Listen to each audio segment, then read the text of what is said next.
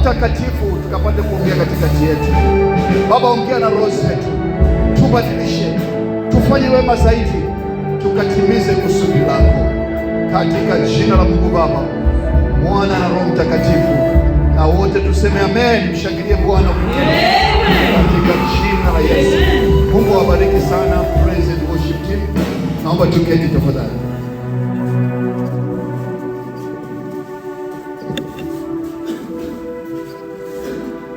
Napenda kuchukua fursa hii kukaribisha kwa namna ya tofauti kabisa katika ibada ya asubuhi ya neno la Mungu. Nikupongeze kwa sababu umeamua halisi kumfuata Yesu.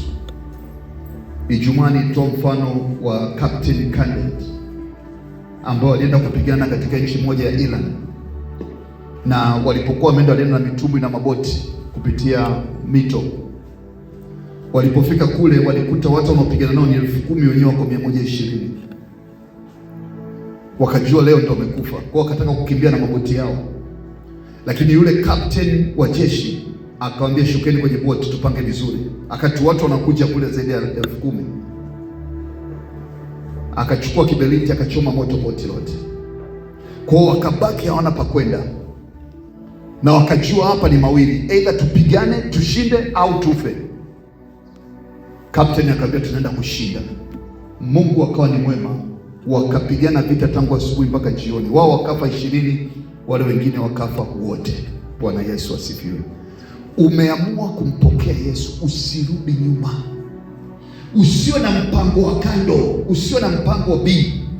Kama umeamua kwenda njia hii, basi amua kwamba nitahudhuria ibada, nitafunga na kuomba, nitasoma neno. Nimeamua kumfuata Yesu. Usio na katikati.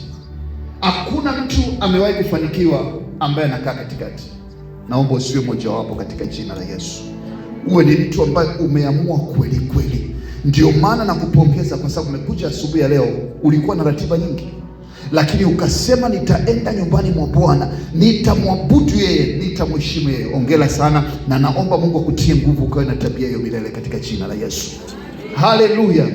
Asubuhi ya leo tutaongea somo ambalo kidogo tunamalizia katika mwezi ambao tumekuwa na mwezi wa Roho Mtakatifu. Wale ambao tumekuwa pamoja nisikize kwa makini, hata kama utakuwa umechelewa basi leo usikize kwa makini. Tumeongea Roho Mtakatifu ni nafsi ya tatu ya Mungu. Tukasema Roho Mtakatifu ni sehemu ya Mungu. Tukasema Wakristo hatuna miungu mitatu, tuna Mungu mmoja, muumbaji wa mbingu na nchi. Lakini Mwanzo 1 sura ya kwanza mstari wa kwanza mpaka wa 3 inatuambia hapo mwanzo Mungu aliumba mbingu na nchi. Maana ni Mungu aliumba mbingu na nchi. Nani? Mungu Baba. Anasema nayo nchi ilikuwa ukiwa tena utupu, na Roho wa Bwana alikuwa juu ya vilindi vya maji. Maana Mungu Mwana. Anasema Bwana akasema na iwe nuru. Neno ni Roho, ni Mungu Mwana. Kwa kitabu cha Mwanzo katika Biblia hii kinaanza na Mungu katika nafsi zote tatu. Mungu mmoja akifanya kazi katika nafsi tatu. Kwa leo tunaenda kumalizia juu ya upako wa Roho Mtakatifu. Lakini kabla sijamaliza upako wa Roho Mtakatifu, napenda nikuchukue nyuma tena kidogo ili ukumbuke. Tulisema kwamba Mungu Mwana, Mungu Baba na Mungu Roho Mtakatifu walipomuumba mwanadamu, kitabu cha Mwanzo sura ya kwanza mstari wa 26-27, anasema tumfanye mtu kwa mfano wetu, wakatawale samaki, mimea, mito na vyote tulivyoviumba. Wewe umeumbwa kwa kusudi la kuwa mtawala. Lakini ili uweze kuwa mtawala, nilikwambia wiki iliyopita, ili kambe tunaliona Mungu hakuliumba, lakini Mungu aliumba pamba.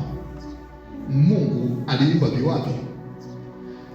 Hii simenti tunaiona hapo, Mungu hakuumba, wala jengo hili Mungu hakuumba, lakini Mungu akatia vipawa kwa wanadamu kuweza kutengeneza kitu ulichokalia hicho. Mungu hakukiumba, ila Mungu ameweka vipawa kwa watu kupitisha kitu fulani kwenye moto, alafu kinatengeneza kiti ambacho umekalia leo. Vipawa vya Mungu. Nikasema Mungu Baba ametoa vipawa vya kuzaliwa. Wewe ulipozaliwa una kipawa fulani ambacho ukikitumia kitakufanya uishi. kitakufanya upate kipato chako. Kuna wengine huu ni wafugaji wakubwa lakini hawajielewi. Wengine huu ni wakulima wakubwa lakini hawajielewi. Wengine huu ni wafanyabiashara wakubwa lakini hawajielewi. Ndio kipawa chake. Yaani mpaka anafanya vikazi vya ajabu ajabu, kumbe itakufanya tu afunguke akili. Mungu afungue akili yake, ampe kile kipawa chake aweze kukitumia, anafanikiwa. Mwingine akigusa kashamba kamoja akipanda, unashangaa mazao yanatoka mazuri. Kuna mwingine akipanda hata kamwagilia, hamna mazao. Kipawa huwezi kufananisha na mtu yote mwingine. Vidole havifanani, na ndivyo wanadamu hatufanani. Kwa kuna kipawa cha kwako mwenyewe, usimwige mtu mwingine. Muulize Mungu, kipawa gani cha kwako? Mungu Baba anatoa vipawa kwa wanadamu wote, waliookoka, wasiookoka. Ndio maana mvua hainyeshi kwa ajili ya mashamba waliookoka tu, inanyesha kwa watu wote. Bwana Yesu asifiwe. Lakini tukasema pia Mungu Mwana ametoa vipawa naye. Alipokuwa anaondoka katika kitabu cha Waefeso sura ya 4 mstari wa 8 mpaka 12, anasema alipopaa akaachia vipawa. Na tukasema katika vipawa vya Mungu Mwana au zawadi za Mungu Mwana ziko ngapi? 5. Tukasema wengine wakawa nani? Mitume. Mtume ni mtu anaanzisha kazi, sio mtu wa kudumu. Ndio maana hata kanisa hili la kitume. Kwa nini? Kwa sababu tunategemea kutanuka zaidi ya hapa. Tunaanzisha kazi, kujenga timu kwa ajili ya utanuzi kwenda dunia nzima. Bwana Yesu asifiwe. Lakini pia kuna watu wanaitwa manabii. Manabii ni watu wana uwezo wa kuona, kusikia Mungu anataka nini kwa wakati unaohusika. Nisikize vizuri. Kuna mtu anaitwa nabii, alafu kuna mtu anaitwa huduma au ana karama ya unabii. Mwenye karama ya unabii, Mungu anamwonyesha mambo ya mbele. Mtu ambaye ni nabii anamsikia Mungu, anapata nafasi ya kwenda mbinguni, anasikiliza malaika wanaongea nini na Mungu anaamuru nini kuhusu wanadamu kwa wakati fulani. Huyo ndio anaitwa nabii. Kwa Mungu ameita wengine kuwa mitume, wengine kuwa manabii, wengine kuwa wainjilisti, wengine kuwa wachungaji na wengine kuwa walimu. Karama 5 ambazo ni za Yesu Kristo kwa ajili ya kanisa. Wewe uko wapi?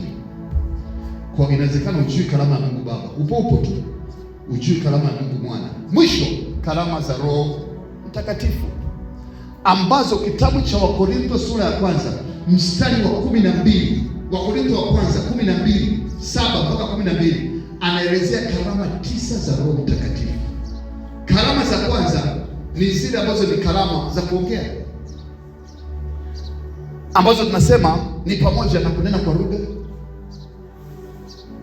kutafsiri lugha na unabii. Hiyo ndio karama ya kwanza. Karama za pili ni karama za maarifa au ufahamu, ambalo ni neno la hekima, neno la maarifa pamoja na kutambua roho. Na aina ya tatu ya karama ni karama za nguvu, ambazo kuna imani, miujiza pamoja na kuponya magonjwa mbalimbali. Kwa hizo ni karama 9 za Roho Mtakatifu. Kwa Mungu Baba ametupa zawadi. Kipawa chako, umezaliwa na nini? Naomba nikwambie, kama hutakuja kujua kipawa chako utakufa kama nguruwe. Kama umeshaona nguruwe anakufa utaniambia siku moja. Lakini ukijua kipawa chako, wewe una tofauti na mtu yote mwingine. Mungu ameachilia vitu fulani ndani yako ambapo ukivitumia vitakupa utukufu. Lakini ukishajua hivi nje, lazima pia ujue katika kanisa wewe ni nani? Wewe ni mwalimu, wewe ni mtume, wewe ni mwinjilisti, wewe ni nabii, au wewe ni mtu ambaye umepewa karama fulani. Lazima uwe na kitu. Muulize Baba, naomba nijue, nakuja kanisani kila siku, umeniita kwa ajili ya nini? Ili utulize vizuri. Na 3, lazima ujue katika Roho Mtakatifu nini kilichomo ndani mwako. Bwana Yesu asifiwe. Kwa ni muhimu kujua hayo. Lakini tukajifunza pia, kabla sijaingia kwenye somo la leo, tukajifunza pia kuna uwezekano mkubwa Roho Mtakatifu akawa juu yako na asiwe ndani yako. Narudia tena, Roho Mtakatifu akawa juu yako na asiwe. Unakuta mtu amekuja mwimbaji mzuri, watu wananena kwa lugha, watu wanaanguka, kumbe ametoka kufanya uzinzi jana usiku. Lakini usiane Roho Mtakatifu juu, lakini ndani yake tabia mbaya. Anaweza kuwa mchungaji mzuri, lakini akitoka hapo, kuna mmoja alimkuta Zanzibar anacheza muziki mademu alafu Jumapili ametoka kupiga injili ya kutosha, mtu amekuwa na watu wameanguka. Havina uhusiano. Roho Mtakatifu anakuja juu yako kwa ajili ya watu wa Mungu. Ndio maana unaweza kitendo cha kufanya miujiza sio mtakatifu, ni Roho Mtakatifu ameamua kudhihirisha nguvu ya Mungu. Ndio maana kuna mwingine anaweza kuwa yeye mwenyewe mgonjwa, anakuja kuombea wagonjwa wakapona, Yesu pona. Mchungaji mmoja alikuwa na ukimwi, kaombea watu wenye ukimwi, kanisa likajaa watu waliopona ukimwi na shuhuda za kutosha. Yeye mwenyewe alikuwa na ukimwi, na sio kwamba alikuwa na kisia, ni kweli watu walikuwa wanapona, kwa sababu walikuwa waangalia mchungaji, walikuwa wanamwangalia Mungu aliyemhubiri. Bwana Yesu asifiwe. Kwa Roho Mtakatifu akafanya kazi katika hilo.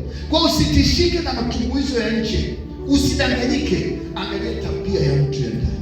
Bwana Yesu asifiwe. Kwa Roho Mtakatifu ndani yako ni kitabu cha Wagalatia sura ya 5 mstari wa 22 ambazo ametaja tabia 10 za mtu ambaye ameokoka. Wagalatia sura ya 5 mstari wa 20. Natamani kanisa tujenge katika, kwa sababu miujiza ipo tu, wala sio na wasiwasi kuhusu miujiza, lakini tujenge wa Kristo ambao wamekuwa wa Kristo kweli, sio wa Kristo makaratasi, sio wa Kristo uongo. Ndio maana unaweza kukuta mtu amekuwa mtu mzuri, mtumishi mzuri, anapoanza kupanda sasa, Mungu anampa miujiza na maajabu, ndipo mnamuona nguvu zake, anafanya mambo ya ajabu. Wagalatia sura ya 5 mstari anasema, lakini tunda la Roho ni moja nini? Na mchua mama mmoja tulikuwa naye Dar es Salaam, karabose koria daraba mpaka asubuhi nyumbani, hapa anamtesa mtoto wa mume wake, anamnyima chakula, lakini akija kanisani mashine, hana upendo, bure. Ni mtu mzuri, mtu mwema, lakini ukimwangalia kanisani ni mpole, mnyenyekevu, anakimbia, lakini akienda nyumbani ni madudu, hana upendo. Anasema la pili, furaha. Nilisema siku moja nikasema, ukiona una furaha ujue una matatizo makubwa. Furaha ya Bwana ndio nguvu. La tatu, amani. Amani uzuri wake inakusaidia. Ukikosa amani siku yoyote, jua Mungu anataka ukaombe. Amani ya Kristo, sema amani yangu nawapa, amani yangu nawaachia. Unakutana na mtu ameokoka, anaenda kanisani, akija koko au anaimba kwaya mpaka unasema ndio mwenyewe. Alafu unakutana naye akamwambia, nitakuonyesha wewe. Unakuja mikono na sema, Mungu wangu, Mungu ndiye anaumbaji wake. Haleluya. Ni jitu halina amani, jitu la ovyo, pamoja kama anajiita Kristo. Lakini anasema kingine ni uvumilivu. Mpendo katika Bwana, safari yetu ya mbinguni bila uvumilivu huendi mbali. Mungu hana haraka, na huwezi kumlazimisha Mungu au kumtaka Mungu afanye kile kitu ambacho unataka wewe. Never. Mungu atafanya kwa wakati wake. Kwa unahitaji kuwa na uvumilivu katika mambo yote. Binti anakuja, nimemwona mchungaji, nimemwona kijana, nataka niolewe naye. Mama, angalia wewe kijana unamjua, nimemuomba Mungu hawezi kunipoteza. Nimemwona kwenye ndoto mara 5. Mama, wewe kijana unamjua wewe? Mchungaji, wewe ni nusu tu, twende. Haya. Basi mkapime hata ukimwi. Yaani kabisa Mungu anaonyesha huyu ana ukimwi. Vumilia, ndio miaka imekwenda, una miaka 25, 27 au 30 au 35 au 38, lakini Mungu ana wakati wake mzuri. Kuwa na uvumilivu. Mimi siwezi. Mpe tu miezi 6. Haya. Utu wema ni tabia ya Kristo. Fadhili. Unaja mtu akikuomba barabarani msaada, unaja kwanza kumdhalilisha. Nyinyi mnaomba nini? Kama kumpa mpe, kama utaki kumpa, mind your business. Why? Hawa wanaomba ndio na mapepo. Wewe anakuhusu nini? Kama utaki siwache tukae kimya. Kwani unalazimishwa? Bwana Yesu asifiwe. Tenda wema basi. Yaani utaishi kwa amani sana. Huna haja ya kumnyanyasa mtu yoyote dunia hii. Anasema tabia nyingine ni uaminifu. Mtu ambaye akiwa anaonekana mbele za watu ni mwaminifu, akitoka nje ya watu bado ni mwaminifu. Tumalizie moja. Anasema upole. Sasa upole sio ujinga. Upole maana yake ni mtu ambaye unasubiri kidogo kabla ya kuongea. Ni mtu ambaye huwezi kukurupuka, kwa sababu ndani yako kuna roho. Una amani nyingi, kwa una haraka na jambo lolote. Unaenda kwa utaratibu, ndio maana yake kubwa. Lakini pia anasema kiasi. Kiasi maana yake nini? Ngoja nikwambie, hata kwenye mambo ya kiroho kuna nyumba nyingi. Juzi nilikuwa natoa ndoa moja moja nzito sana. Mama amefunga siku 34. Ameambiwa tuna Roho Mtakatifu. Baba amenyimwa huduma nyumbani. Mama anasema nitamtii Mungu kuliko mume wangu. Nikamwambia mpumbavu, umekosa kiasi. Kiasi kinakutaka uwe na hekima katika mambo yote. Nikamwambia huwezi kumtii Mungu usiyemuona ukashindwa kumtii mume wako ambao unamuona. Na kama nakufunga ukimshirikisha mume wako wala usiona tatizo, lakini umeamua kufanya mambo yako mwenyewe ukisema unamtii Mungu, hakuna tofauti. Mungu amekwambia kuwa chini ya mamlaka ya mume wako. Kama unafanya mambo mengine, wewe Mungu wako ni mwingine, sio Mungu unamwamini. Lakini mchungaji mimi sikuelewi. Nikamwambia fanya unachotaka kufanya. Leo ndoa imekufa. Bwana Yesu asifiwe. Kwa sababu alienda vizuri kwenye njia za Mungu, lakini alikuwa amekosa kiasi. Hata muziki hapa, tukipiga muziki tukapandisha sauti ya juu kabisa, kila mtu anatoka kanisani. Bwana Yesu asifiwe. Muziki ni mzuri lakini na kiasi. Jambo lolote linatakiwa kuwa na kiasi. Kuongea kuwe na kiasi. Sio na haraka na jambo lolote. Lakini nasema kitu kingine ni nasema juu ya mambo kama hayo hakuna shida. Natamani kama kanisa tuwe nayo matunda. Ukimwona mchungaji umuone tabia ya kimungu ndani yake. Sitajali sana kuhusu miujiza. Sitajali sana kwamba watu wanaanguka chini. Hiyo sio tatizo, Mungu anafanya hilo, lakini kujenga mtu wa ndani abadilike. Ngoja nikwambie story moja. Kuna mtu anaitwa Yuda. Yuda Iskarioti alikuwa na Yesu. Yuda Iskarioti kulingana na kitabu cha Mathayo sura ya 10 mstari wa kwanza mpaka wa 3. Yuda Iskarioti alitumwa na Yesu kufanya miujiza. Alikuwa anatoa mapepo. Alikuwa anafukuza majini. Lakini Yuda Iskarioti alikuwa na nini ndani yake? Alikuwa na Yesu. Alikuwa na nini? Roho ya usaliti. Ndio alimuuza Yesu. Kwa hiyo inawezekana kabisa Mkristo akawa anaonekana kwa nje miujiza inafanyika, mambo makubwa yanatokea, lakini ndani ni madudu. Kikubwa katika Ukristo sio miujiza. Mungu atafanya miujiza ipo tu, ni kujenga tabia ya ndani. Uwe Mkristo ambaye kweli una tabia ambayo inafanana na Yesu. Ndio maana mtumishi wa Mungu Paulo anapomalizia sasa katika kitabu cha Wathesalonike sura ya 1, kama tusome pamoja. Wathesalonike wa pili sura ya 3 mstari wa 11 na 12. Sikiza na tusome mtumishi wa Mungu Paulo kuhusu kanisa. Wathesalonike wa pili sura ya 3 mstari wa 11 na 12. Sikiza kwa makini. Anasema, maana twasikia kwamba wako watu kwenu waendao bila utaratibu. Kuna watu katika kanisa kabisa kwenda bila utaratibu. Anasema hawana shughuli zao wenyewe, lakini wanajishughulisha na mambo ya wengine. Mtu yote ambaye ana kazi ya kufanya lazima ataanza kutafuta mambo ya watu wengine. Anabaki tu na kidogo cha watu wengine. Anabaki tu kuwasema watu wengine. Umemwona fulani, umemwona fulani. Mimi nakudhibitishia kabisa, umemwona. Naomba nikwambie, mtu akuletea habari za mtu mpige kibao, nimekuhusu. Na akija kunishitaki njoo nitakusaidia. Mtoa tabia mbea fulani. Wewe ndio unajua habari za watu wote katika kanisa. Sijasema tufanye dhambi, lakini tabia za kishetani za kwanza kuwamaliza wengine badala ya kuombea ziishe katika jina la Yesu. Usikubali kupokea maneno juu ya mtu yote bila sababu. Kama kuna sababu, eleza wazee wa kanisa, eleza baraza, tutajua tukae nini. Bwana Yesu asifiwe. Lakini usikae ukaanza kummaliza mtu kutoka kichwani kwake mpaka sijaribu hicho kitu. Mind your business. Anasema basi, anaendelea kusema wafuata. Anasema hapo basi twawaagiza na kuwaonya katika Bwana Yesu Kristo watende kazi, kafanyeni kazi kwa utulivu. Alafu anasema na kula chakula chao. Mind your business. Itakusaidia sana kuwa busy na mambo yako mengi. Ukianza kuchambua kanisa lenye dogo, bado unakuwa na vineno. Kila mtu unamjua mkanisani, kila story unaijua. Why? Hilo ni pepo, lishindwe katika jina la Yesu. Ina maana una kazi ya kufanya katika kanisa la Mungu. Una muda wa kuomba, bora hata ukachukue muda wako kuomba, lakini usifanye mambo ambayo sio sahihi. Unatafuta tu dhaifa huyu, unakombine moyo wako hiyo. Niko nimekaa tu bwana, nimejisi mtu si fulani bwana, unaona? Yaani mchungaji nikamwambia brother. Nikamwambia achana upuzi. Kama una kesi ambayo ni sahihi, mimi nahisi tu,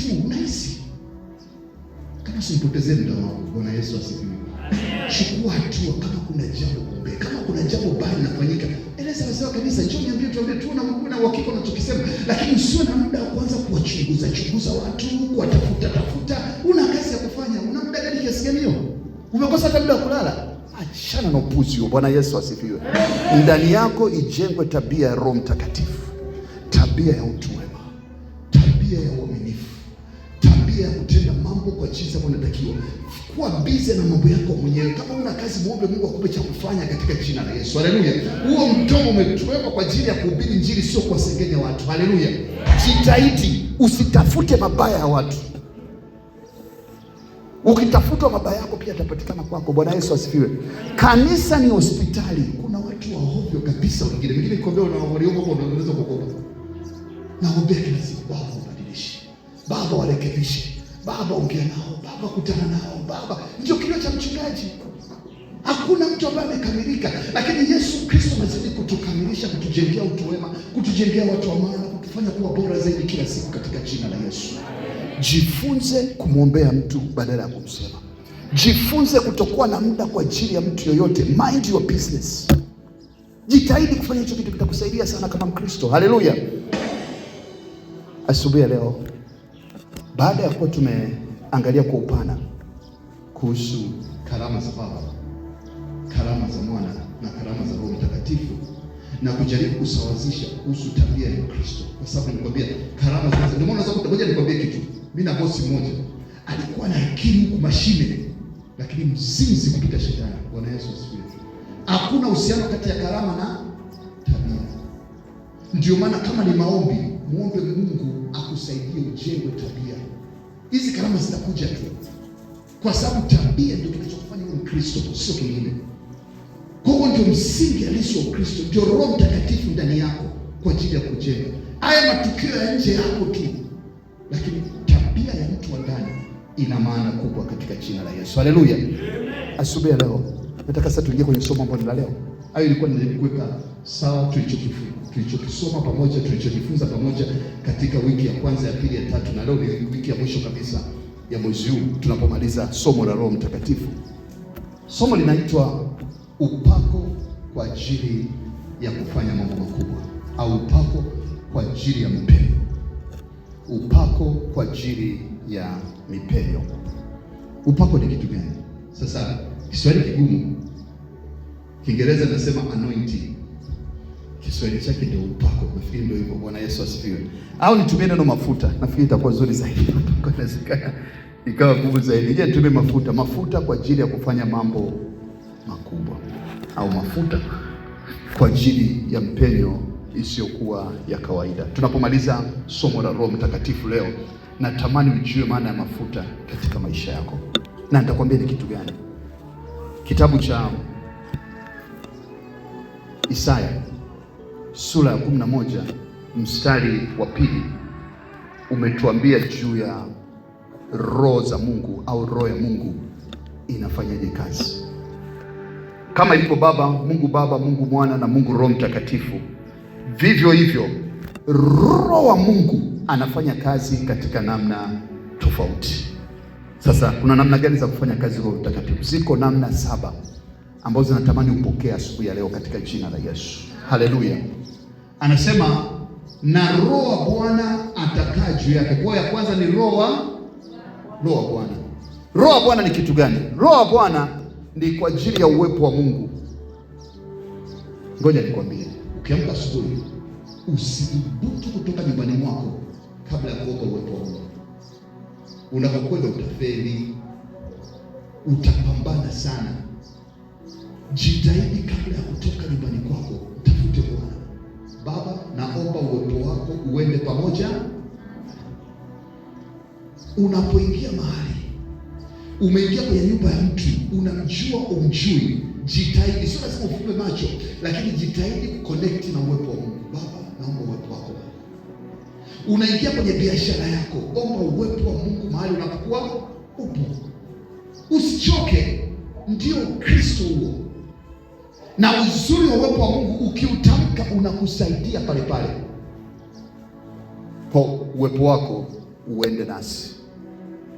Usipoenda na sisi tutakwenda wapi? Atuondoke hapa. Natamani kwenye kila jambo kutembea na uwepo wa Mungu utakusaidia katika mengi. Anasema ya pili, anasema roho ya hekima. Hekima ni kitu gani? Baba, ninaomba katika maamuzi ninayofanya nisaidie nijue nini cha kufanya. Ukiona mwanadamu yoyote anakaa kutoka Jumatatu mpaka Ijumaa hana kazi ya kufanya, huyo amekosa nini? Amekosa hekima. Ni kutambua ufanye nini kwa wakati gani. Kwa ukiona unaishi maisha ambayo ujielewi, jaribu kutafuta muda wa kumwomba Mungu akupe roho ya mpendo katika Bwana. Unachokiona sio kinachoonekana. Dunia imefichwa na vitu vingi sana vimefichwa ndani, havionekani kwa macho. Itakusaidia ukipata hekima. Baba, nisaidie. Wazee fulani wakanifuata wakaniambia, mchungaji, sisi ni wazee, tuna miaka 60, 70, 80, tunaweza kufuga kuku. Nikasema sasa jamaa ndio na hekima. Bwana Yesu asifiwe. Hiyo ndio inaitwa, sio kila siku mimi mzee. Unajua kishakuwa mzee, na naomba nikwambie vitabu vingi vya wazee vinasema nini? Ukifika katika umri wa uzee alafu usifanye sio na shughuli ya kupelekesha, utakufa mapema. Lakini ukiwa na shughuli ya kufanya inakusaidia hekima. Unahitaji roho ya hekima. Kama unaona upati picha, ongea na Mungu akupe roho ya hekima. Ya tatu ni nini? Roho ya ufahamu. Roho ya ufahamu. Roho ya ufahamu maana yake nini? Roho ya ufahamu inakusaidia kujua kwa nini mambo fulani yanatokea. Roho nyingine ni roho ya ushauri au roho ya shauri, ili usikosee katika maamuzi unayofanya. Roho nyingine ni roho ya nguvu kwa ajili ya kutenda miujiza. Ukishika mgonjwa anapona. Wewe mwenyewe ukiwa na ugonjwa unaomba unapona, nguvu. Nitakuelezea baadaye kitu gani. Na roho ya sita ni roho ya maarifa. Roho ya maarifa. Maarifa maana yake ni kujua siri za Mungu. Unajuaje siri za Mungu? Kuja kanisani. Unajuaje siri za Mungu? Kusoma neno lake. Unajuaje siri za Mungu? Kuomba. Kwa muombe Mungu akupe roho hizo. Unapoona udhaifu wote, mwambie Baba, naomba roho ya kunisaidia katika hili. Mungu ni mwaminifu. Na mwisho anasema roho ya kumcha Bwana. Hiyo ndio nayokuambia. Kule juu tumeongea maarifa, tumeongea hekima, tumeongea uweza, tumeongea nguvu, tumeongea ufahamu. Lakini naomba nikwambie, unaweza kupata vyote ukakosa roho ya kumcha. Kamuulize Suleiman. Suleiman alipata roho ya hekima kupita wanadamu wote, akakosa roho ya kumcha Bwana, ikamfanya mpaka akapotea mpaka mwisho. Kwa unahitaji roho hizo 7 za Mungu ziweze kufanya kazi katika maisha yako, ili uweze kuwa na matokeo ambayo yana utukufu. Kumcha Bwana maana yake kumwogopa Bwana, kufanya mambo ya Mungu whether watu wanakuona au kuona, kufanya lililo jema hata kama watu wanakuangalia au hawakuangalia. Majira ya Mungu kusaidia kuweza kupata roho 7 ni sasa. Unapataje roho 7 za Mungu? Tunafanyaje? Twende kwenye maandiko kidogo, na ndipo linapokuja somo la mafuta. Mungu katika maandiko matakatifu yote alithibitisha roho wa Mungu ndani ya maisha ya wanadamu kupitia mafuta. Mchungaji, hebu eleza vizuri. Unatuletea mambo ya elimu nyingine hapa. Bwana Yesu asifiwe. Tuangalie kitabu cha Mambo ya Walawi sura ya 8 mstari wa 12. Walawi sura ya 8 mstari wa 12. Maandiko yanasemaje? Walawi sura ya 8 mstari wa 12. Tunaona kwamba wakati Musa anamweka wakfu, anasema kisha akammiminia mafuta hayo ya kutia kichwani mwake Aruni na kumtia mafuta ili amtakase. Aruni alipoitwa kwa ajili ya ukuhani ilibidi kwa mafuta. Tunapoitwa sisi kwa ajili ya utumishi, mimi nikisema leo nimekuwa mchungaji, huo wamke asubuhi nasema nakuwa mchungaji, lazima kuna watu wanakukalisha chini, wanakutia mafuta. Mafuta kwa ajili ya nini? Roho za Mungu zifanye kazi ndani yako. Mafuta kwa ajili ya nini? Kwa ajili ya utumishi. Lakini kitabu cha Samueli wa kwanza sura ya 16 mstari wa 13 wakati Samueli anaenda kumtawaza Daudi kama mfalme wa Israeli. Wafalme wa kwanza sura ya 16 mstari wa 15, ndipo Samueli akaitwaa pembe yenye mafuta akamtia mafuta kati ya ndugu zake, na roho ya Bwana ikamjilia Daudi kwa nguvu tangu siku ile. Alipotiwa nini? Alipotiwa nini? Mafuta. Alipotiwa mafuta. Sio kama mafuta yenyewe sio roho, mafuta ni ishara ya roho. Ndio maana wakati mwingine watu wanachukua mafuta wanapaka mikononi na kumwambia Baba, napoenda kufanya kazi zangu naomba zibarikiwe. Ndio maana unapoenda kwenye milango ya nyumba wakati unapiga mafuta, kwa kumaanisha sio mafuta yanafanya kazi, bali yale matamko yanaungamanika na mafuta na kuwa nguvu ya Mungu inayofanya kazi katika maisha ya binadamu. Bwana Yesu asifiwe. Ndio maana kuna makanisa wanasema leo kutakuwa na kuruka mafuta. Sio kama wanakosea. Na kweli matendo ya miujiza yanatokea kwa sababu kwenye mafuta kuna connection ya kiroho. Ila watu wanatumia vibaya, sababu tutaanza kuuza mafuta. Wakati Biblia inasema mkitoa bure, mpepewa bure, mtoe bure. Kwa wajanja wanaingia na wenyewe. Nikamwona mmoja mtoto mdogo naye anachukua mafuta kama nikasema yes, hapa muziki umeingia hapa. Bwana Yesu asifiwe. Kwa sababu watu wanachukua kama ndio science fulani, lakini hawajui logic. Kwa nini Mungu amesema mafuta yaweze kutumika kwa ajili ya kitu fulani? Lakini kumalizia somo la leo ambao ndio tupo katika msingi ambao tunakwenda leo, naomba tusome pamoja kitabu cha Matendo ya Mitume sura ya 10 mstari wa 38. Matendo ya Mitume sura ya 10 mstari wa 38. Maandiko yanasema, sikiza kwa makini. Habari za Yesu wa Nazareti. Habari za nani? Yesu wa Nazareti. Sikiza kwa makini. Anasema jinsi Mungu alivyomtia nini? Mungu alimtia Yesu nini? Kwa ajili ya nini? Hebu tuangalie taratibu. Okay, sawa, tumesoma habari za Yesu, ndio Yesu hapo. Jinsi Mungu alivyomtia mafuta. Sikiliza. Anasema kwa Roho Mtakatifu. Kwa Roho, sikiza kwa makini. Alafu anasema na nguvu. Kwa hiyo kuna tofauti kati ya Roho Mtakatifu na nguvu.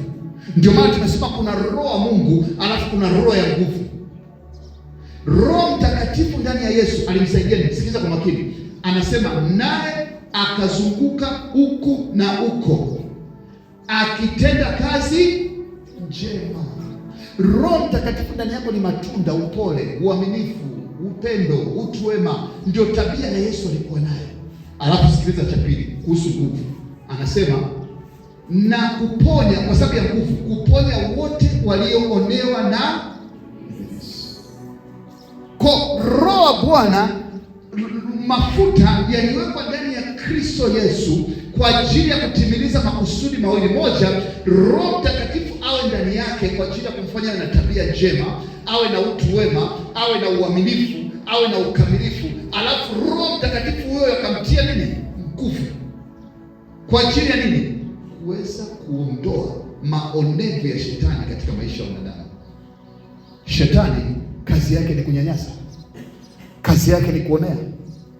Kazi yake ni kufanya usiende kokote.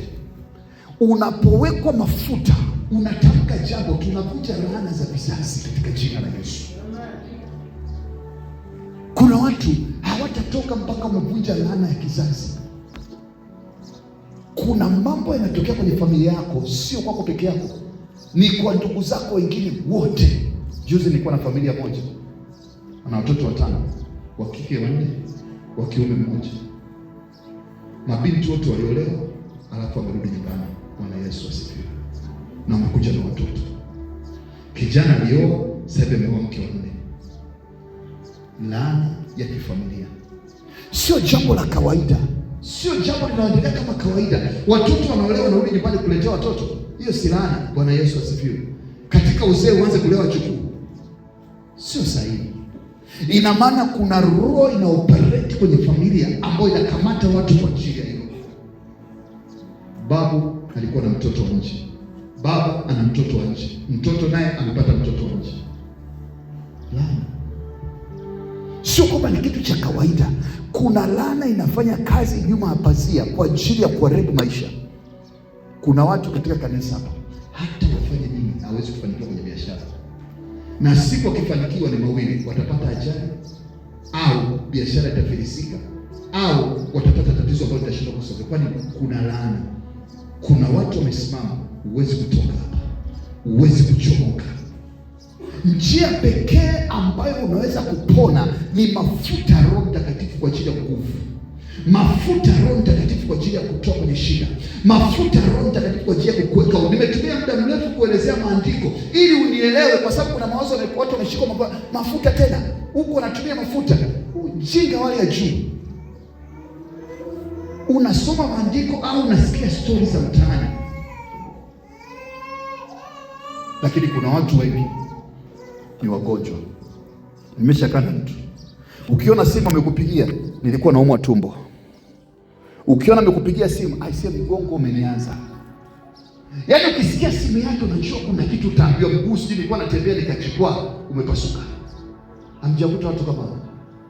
Yaani ni matukio mwaka nenda siku rudi, hajawahi kuwa na utulivu wa magonjwa.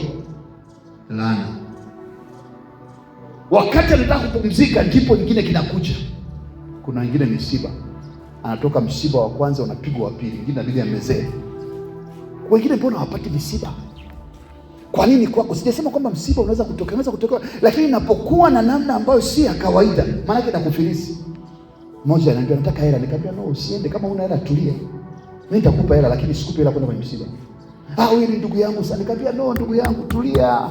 Hiyo leo maskini, pata muda wa kumwomba Mungu. Nikamwambia nitakupa hiyo nauli yote, lakini nataka utulie ndani ya nyumba ya Mungu.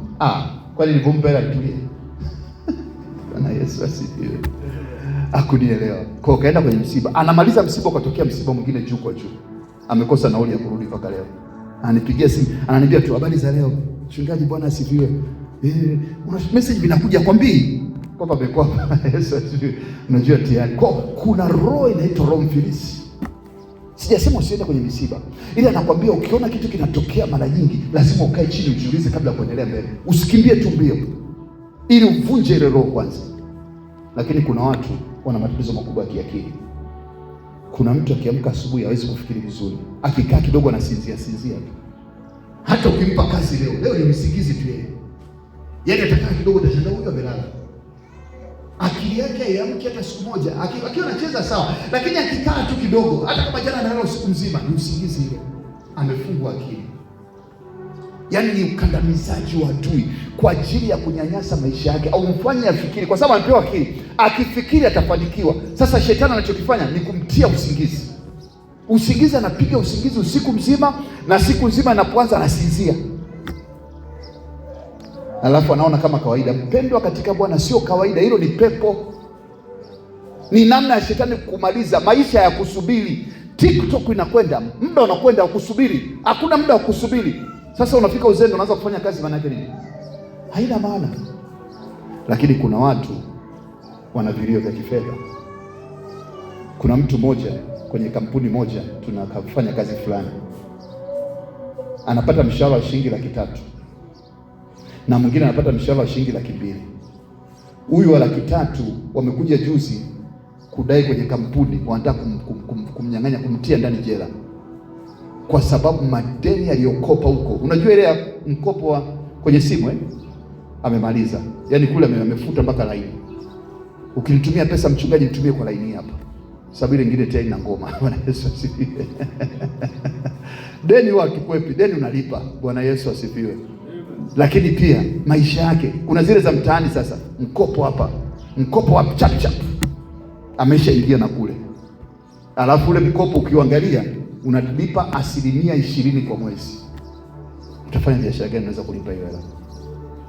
Ameshakula. Kwa maisha yake sio yeye, anajishangaa na yeye amekuwa kwenye madeni, anaishi kwa shida, anaogopa hata kuona kazini, anashindwa kuja na kwa shida kwa sababu pepo la madeni limemkamata. Lakini naomba nikwambie, sio mpango huu. Ni roho sio ya Mungu, ni roho nyingine inataka kutesa katika Ukristo wako. Lakini la mwisho, kuna watu wengi walitamani kupata watoto, lakini mpaka kesho wanasikia kwenye redio inaitwa roho ya utasa. Inakuvunja na kumaliza. na kuhakikisha kwamba watoto wanatafunwa kabla hawajazaliwa, kwa sababu lengo lake ni kufanya upate shida na kushindwa kumwishia Mungu katika maisha yako. Leo asubuhi napenda nikutangazia habari njema. Yesu Kristo yuko hapa kukuweka huru. Haleluya! Habari za Yesu wa Nazareth, jinsi Mungu alivyomtia mafuta na nguvu, naye akatembea huko na huko akitenda mema na kuwaponya wote, si wachache, wote walioonewa na Ibilisi. Yesu Kristo yuko leo kwa ajili ya kuponya. Yesu Kristo yuko leo kwa ajili ya kuachilia matunda ya Roho Mtakatifu ndani yako. Yale ambayo yalikuwa yawezekani katika maisha yako leo. Ngoja nikwambie kitu, rabo sekori ya daraba. Wala huwa najua kuna pastor mmoja ndio nilipojifunza. Alifunga siku 40. Sasa kama kawaida yao mapasta wengine hawajui, akafunga na mabinti kanisani. Bwana Yesu asifiwe. Kwa anakuja akarabo, umeweka na kambi kabisa. Siku ya 20 akamtia mimba moja kati ya wale mabinti. Amefunga. Sasa tukabaki na hizo. Unaweza kufunga ndio kaanza kuanza uzinzi. Unaweza kufunga ndio ukawa na tabia mbaya. Ndipo Roho Mtakatifu akafungua somo jipya. Unapozidi kuwa karibu na Mungu, dhambi ndio inapokaidi. Bwana Yesu asifiwe. Hakuna upako, ndio maana watu wanaoa. Kwani wanaoa kwa ajili ya nini? Eti mchungaji, umeoa kwa ajili ya nini? Kwamba yule anakusaidia kiroho? Sikudanganya bwana. Bwana Yesu asifiwe. Ni kwamba unapokuwa na upako ndipo unapoona mambo katika picha ambayo ni ya uhalisia zaidi. Ndipo mambo ya kiroho, uumbaji wa Mungu unafunuka zaidi. Kwa upako unatakiwa ujue namna ya kumanage. Ndio maana mtu mmoja akaniambia, napozidi kuja kanisani matatizo yanazidi. No, ndio Mungu anataka yafunue ili upambane nayo. Swala sio matatizo yanazidi, sio dhambi zinazidi. No, Mungu anataka uachane na dhambi, lakini ili dhambi iweze kuonekana inafunguka. Yaani sasa na nywele umezikata. Unaweza kwa kawaida umeokoka ndio, lakini zile nywele bado ziko ndani yako. Ndio maana Biblia inakataza dhambi, ila inasema wazi utubu, kwa sababu unaweza kutokea kwamba una nguvu ndio, lakini ile mwili wako na ile moyo wako ukawaza tofauti na kile ambacho kilicho ndani mwako. Kwa hiyo pastor ni kwamba alishindwa kujua namna ya kumanage upako, akatenda dhambi. Bahati mbaya zaidi akaficha mpaka ikaja kulipuka katika ile ambayo ilikuwa baadhi, na akaja kujitetea mpaka anamtambulisha mtoto wake. Bwana Yesu asifiwe. Mapepo yamemkamata kupita kiasi, ikabidi wazee wakae chini kwa ajili ya kumrudi na kuanza kumwelimisha kwamba unapozidi kwenda na Mungu, unapozidi kuja kanisani, naomba nikwambie, vita vitainuka. Kama ulikuwa unafanya kazi ofisini, tambua ndio unapozidi kuja kanisani ndipo ofisini unazidi kupandikandamiza. Kama unafanya biashara, utashangaa ndio biashara inagoma. Kwa nini? Kwa sababu unapozidi kukua na Mungu, nuru inatokea, giza linaanza kujiungua. Ulikuwa uvioni vingine. Mmoja akasema, nilikuwa sijaokoka, nilikuwa sioti ndoto mbaya mbaya, sasa hivi nimeokoka naota ndoto mbaya. Kwa sababu unapokuwa unazidi kusogea karibu na Mungu, nuru inatokea, unaanza kuyaona mambo ambayo onekana. Kwa hiyo unatakiwa kufanya nini? Unabidi ukaze buti na kukemea kile kitu na kukivunja katika jina la Yesu. Haleluya. Unahitaji mafuta ya kusaidia, kwa sababu sio kwa nguvu zako wala kwa uwezo wako unashinda dhambi, kwa sababu ya mafuta na nguvu ya Roho Mtakatifu. Unahitaji nguvu mpya ndani mwako kwa ajili ya kusaidia kushinda yale ambayo yanakuja. Sio kama ni jambo jipya, wewe sio wa kwanza, ila unahitaji ujasiri ili uweze kupita hapo. Bwana Yesu asifiwe. Amen. Unahitaji nguvu mpya ili uweze kusonga mbele. Haleluya. Mafuta itakuja juu yako leo. Ile tabia ya kimungu ndani yako itaanza kupambana na tabia ya shetani, kwa sababu kuna watu wachoyo toka wamezaliwa. Leo Mungu anamwambia wewe na mtu wa kutoa. Kwa ile roho ya uchoyo itapambana na roho ya kutoa. Kwa inabidi apate mafuta ya kushinda sasa katika jina la Yesu. Kuna watu ambao wana tabia za uzinzi toka huko walikotoka. Kwa anapokuja kuokoka, ile tabia ya kuwa uaminifu na ile tabia ya uzinzi vinapambana. Kwa inabidi upate mafuta ya Roho Mtakatifu ili tabia ya uzinzi ife, ili tabia ya utakatifu iweze kuinuka. Bwana Yesu asifiwe. Ndio maana nilikwambia kanisa ni hospitali. Kwa Bwana Yesu yupo kazini kwa ajili ya kuponya watu, aturuhusu tabia za shetani, lakini pamoja na hayo tunajua kwamba nafasi ya Mungu kwa ajili ya kumsaidia mtu atoke pale alipo, bado tunamwachia nafasi yake. Bwana Yesu asifiwe. Tunaomba kwa ajili ya utofauti wa roho, upate hekima katika biashara, upate hekima katika kazi, upate hekima katika chochote unachokifanya. Lakini la mwisho, Isaya 10:27, sikiliza kwa makini. Isaya 10:27, sikiliza kwa makini. Anasema Isaya 10:27, anasema tena itakuwa katika siku hiyo ambayo ndio leo, mzigo wake utadondoka begani mwako. Leo utakapotiwa mafuta, aina yoyote ya mzigo wake, sio kwako, mzigo wake utafanya nini? Kuachia. Anasema na nira yake. Na nira ya nani? Sio nira yako. Huo ugonjwa sio kwako. Hayo matabia ya kifamilia yako sio ya kwako. Kuna mtu anayo ya kwake, yataondoka begani mwako. Anasema nayo nira itaharibiwa. Kwa sababu ya nini? Kwa sababu ya kutiwa mafuta. Leo ni ibada maalum ya kutiwa mafuta, na ya kupasa ujue. Nimeanza mbali ili uelewe, kwa sababu ningesema nafanya mafuta bila hivi, mwingine angeshindwa kuelewa. Lakini kwa maelekezo ya kiroho ni kwamba ni leo siku maalum, utakapotiwa mafuta kuna nguvu inaingia ndani mwako. Haleluya! Ili kile tulichohubiri kuhusu Roho Mtakatifu katika mwezi mzima ukiingia ndani mwako na kukupa nguvu mpya. Kama ulikuwa unafanya biashara, unaona biashara yako ikiinuka tena katika jina la Yesu.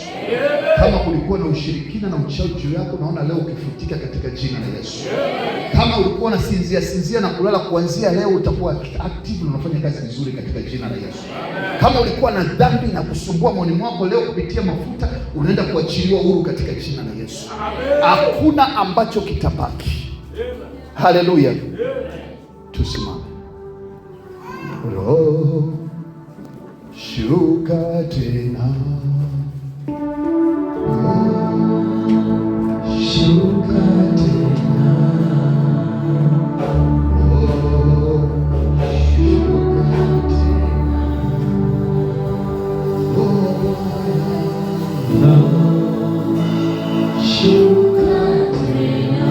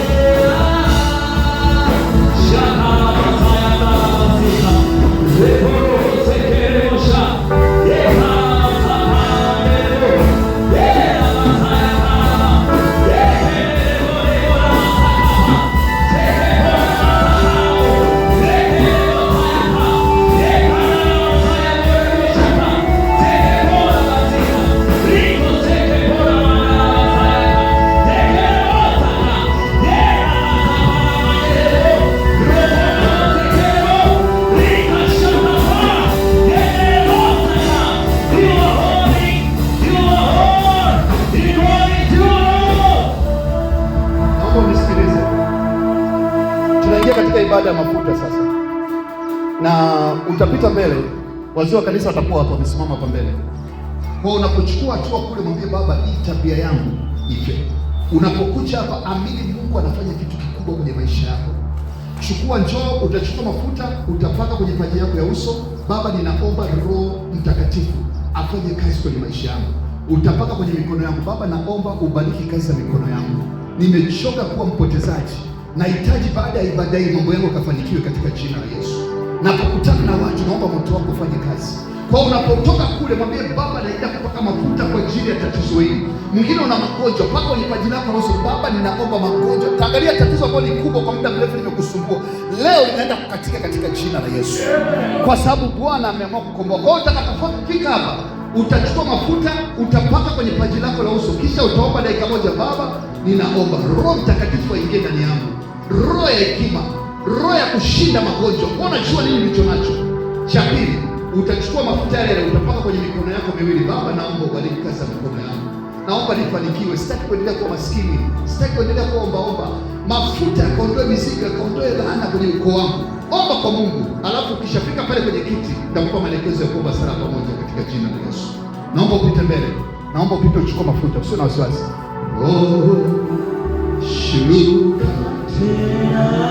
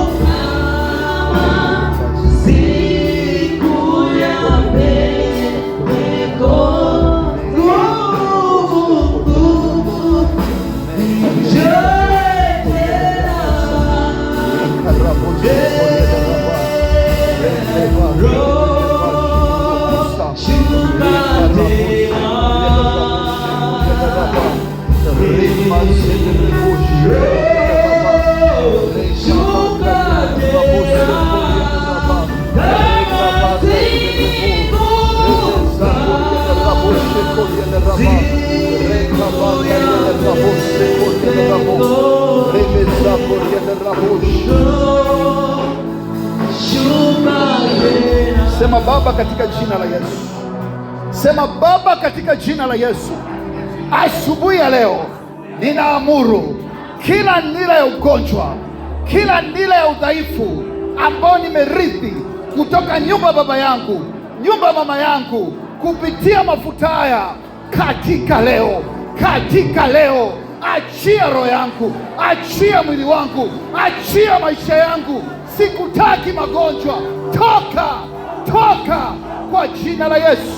Sema Baba, kwa jina la Yesu, kila nira ya umaskini katika mikono yangu, ewe umaskini, kwa mamlaka ya jina la Yesu, achia kazi zangu, achia biashara zangu, achia maisha yangu, toka.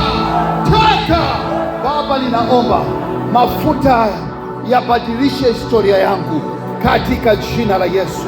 Sema Baba, kwa jina la Yesu, mafuta ambayo nimeweka, mafuta ambayo nimetiwa, ninaomba aina yoyote ya uchawi ambao unafanya kazi ndani yangu, moto, unguza leo, angamiza leo, kuanzia leo, kwa alama ya mafuta haya. Wachawi hawatanigusa, washirikina hawataniona, katika jina la Yesu. Mimi ni moto kwa jina la Yesu. Sema Bwana, katika jina la Yesu, kila roho inayozungumza juu ya kushindwa kwangu leo, ninaikataa roho ya kushindwa. Mimi ni tajiri, mimi nimefanikiwa. Ninakataa umaskini, ninakataa dhambi. Toka kwa jina la Yesu. Sema Baba, kwa jina la Yesu, nguvu yoyote ya giza, roho yoyote ya kuzimu ambayo imetumwa kufuatilia maisha yangu kwa ajili ya uovu, tabia mbaya, tabia za aibu, out, out, out, kwa damu ya Yesu, kwa damu ya Yesu. Baba, ninaomba pepo lolote, roho yoyote inayofuatilia maisha yangu, pofuka leo, pofuka leo, pofuka leo kwa damu ya Yesu. Sema, Mungu wa Elia, Mungu wa Elia, nisikie leo. Mafuta haya Bwana yafanyike ukumbusho kwa ajili ya mabadiliko ya kutubu katika maisha yangu, hata nitakapoenda kuoga au kunao Bwana, mafuta haya yasitoke katika jina la Yesu. Chochote nachogusa, kukiwa na uchawi, kukiwa na kulogwa, Baba, kukasambaratike, bali mtumishi wako nikafanikiwe kwa damu ya Yesu. Sema Bwana, ninakuomba kupitia mafuta haya, matunda ya Roho Mtakatifu, matunda ya upendo, tunda la furaha, tunda la amani, tunda la uaminifu, tunda la utu wema, tunda la fadhili, vikawe juu ya maisha yangu kuanzia leo. Chochote kiovu kishindwe sasa kwa mafuta katika jina la Yesu.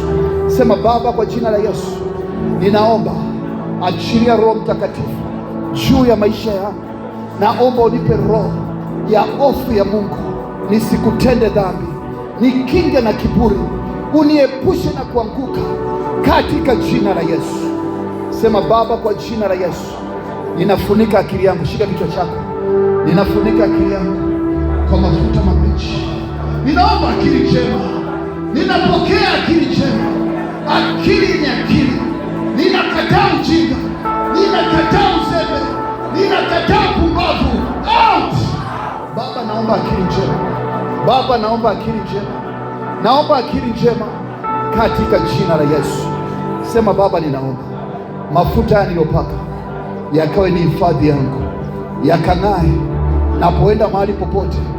Paji langu la uso lipate kibali, asiwepo mtu yeyote anayeweza kukitoa katika jina la Yesu.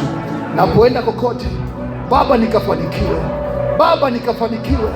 Watu wanaponiona, naomba mvuto wa kupokelewa, wa kukubaliwa, wa kufanikiwa, wa kusaidiwa katika jina la Yesu. Ninakataa roho ya kukataliwa, ninakataa roho ya kukataliwa katika jina la Yesu. Sema Baba, asubuhi ya leo naomba mafuta yako yanihifadhi na magonjwa ya kudumu, magonjwa ya mlipuko, magonjwa ya wanadamu. Naomba magonjwa yasitajwe kwangu kamwe kupitia mafuta haya.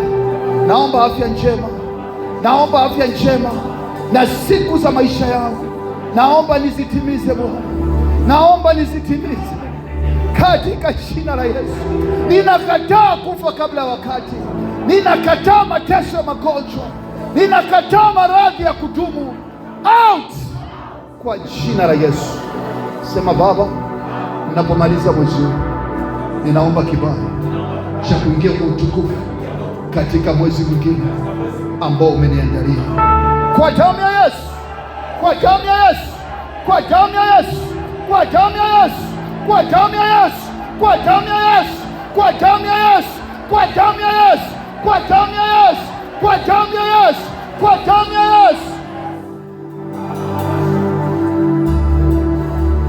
Ukiwa na mguu wako sasa, unajua nini kinakusumbua, beba kupitia mafuta haya. Ninaomba neema, naomba nguvu, tunatie mafuta mabichi kwenye kanisa lote. Baba, tunaomba neema. Baba, tunaomba kibali, mafuta yakafanye kazi kwa ajili ya vipawa vya Roho Mtakatifu katika kanisa. Mafuta yakafanye kazi kwa ajili ya vipawa vya Roho Mtakatifu katika kanisa. Mafuta yakafanye kazi kwa ajili ya watu kuachiliwa huru katika kanisa. Baba, kila mmoja aliyekuja naomba apokee moto mpya, akapokea ujasiri wa kushinda magumu kwa damu ya Yesu. Baba, tunakushukuru kwa maana wewe ni mwema. Asante kwa ajili ya uaminifu wako, asante kwa ajili ya baraka zako, asante kwa sababu wewe ni mwema.